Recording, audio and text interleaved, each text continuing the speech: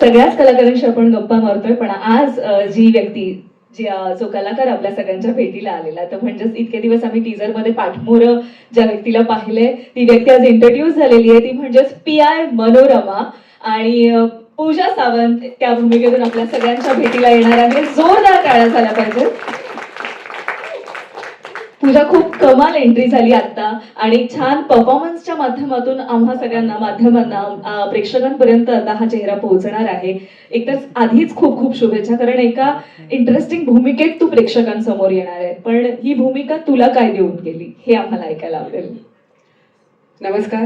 सगळ्यात आधी खूप खूप धन्यवाद. सगळे एकत्र मिळून आमच्या सिनेमाच्या या ग्रँड लॉन्चला तुम्ही आलात.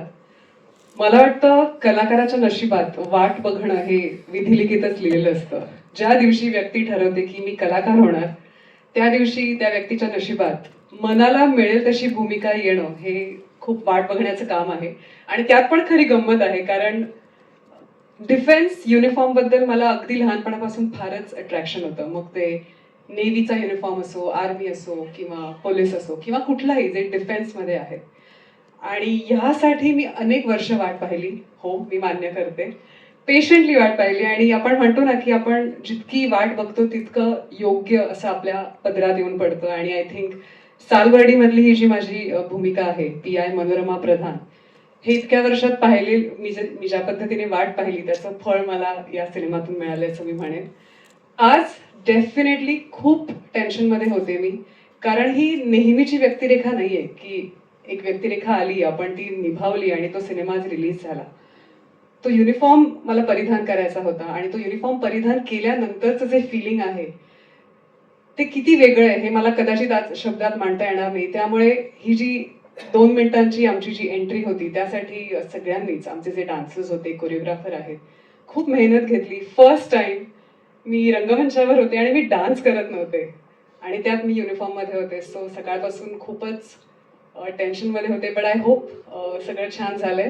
थँक्स टू आमचे दिग्दर्शक रमेश साहेबराव चौधरी, त्यांनी ही धुरा मला सांभाळायला दिली, मनोरमा प्रधानची. आणि काय बोलू, मी सर्व दिग्गजांसोबत मी काम केलं या सिनेमामध्ये.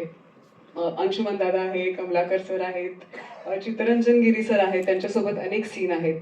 सो या एका सिनेमाने मला इतकं काही दिलंय की कदाचित काउंट करायला मी मिस करेन भरपूर साऱ्या गोष्टी. पण मला ही भूमिका निभावताना फारच मजा आली. विषय असा आहे सिनेमाचा की आम्ही खूप काही सांगू शकत नाही की आम्ही हे केलं ते केलं. आम्हाला स्ट्रिक्ट इन्स्ट्रक्शन्स आहेत.